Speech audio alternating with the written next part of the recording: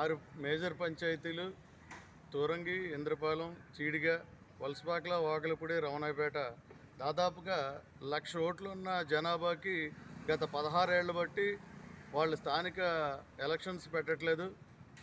వెళ్ళి అడుగుతుంటే ఇది మెర్జింగ్ డివిజన్స్ అవుతాయి, కార్పొరేషన్ ఎలక్షన్స్ జరుగుతాయి అని చెప్పేసి అంటున్నారు.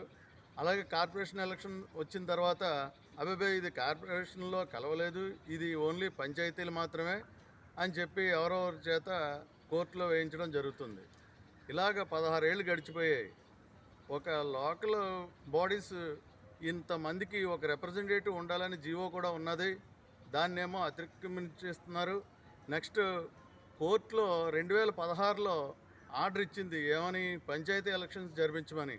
అండర్ డబ్ల్యూపీ నంబర్ 4152/2016 ఇది కోర్టు ధిక్కరణ కూడా చేశారు గత ప్రభుత్వం వారు.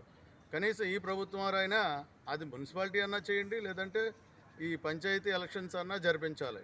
నెక్స్ట్ పంచాయతీ ఎలక్షన్స్కి లోకల్ బాడీస్ మా బీజేపీ తరఫు నుంచి సెంట్రల్ ఫండ్స్ పంచాయతీలకు వస్తున్నాయి. అవి ఏమవుతున్నాయో కూడా స్థానిక ఈఓ గారు పద్దులు కూడా మాకు చెప్పట్లేదు. వెళ్ళి అడుగుతుంటే మా మీద కేసులు ఫిరాయిస్తున్నారు. గత నెలలో ఎక్స్ ఎంపీడీసీ సూరంపూడి రమణ గారు వలసపాకల, ఫస్ట్ ఎంపీడీసీ వలసపాకల వాకలపూడి విడిపోయిన తరుణంలో ఉన్న ఎంపీడీసీ, చాలా సీనియర్ మోస్ట్ నాయకులు, ఆయన వెళ్ళి అడగంగానే నా చెయ్యి పట్టుకున్నాడని చెప్పి ఈఓ గారు కేసు పెట్టడం జరిగింది. ఇలాగే ఏంటండి ప్రజాస్వామ్యం? ఈ పంచాయతీరాజ్ చట్టాలు ఏమైనాయండి? ఈ పంచాయతీరాజ్ ఎప్పటికెప్పుడు జరిపించాలండి? అది కాస్త ఇందులో కలిసిపోయిందని, అందులో కలిసిపోయిందని స్పెషల్ ఆఫీసర్ మీద ఎన్నని ఈ ప్రజలు ఎక్కడికి వెళ్ళి అడుగుతారు? స్పెషల్ ఆఫీసర్ ఎంతమందిని పట్టించుకుంటాడు? ఇది రిప్రజెంటేటివ్స్ కంపల్సరీ ఉండాలి. ఇది పంచాయతీ అన్నా చేయండి, లేదా మున్సిపాలిటీలో అన్నా కలపండి కార్పొరేషన్లో.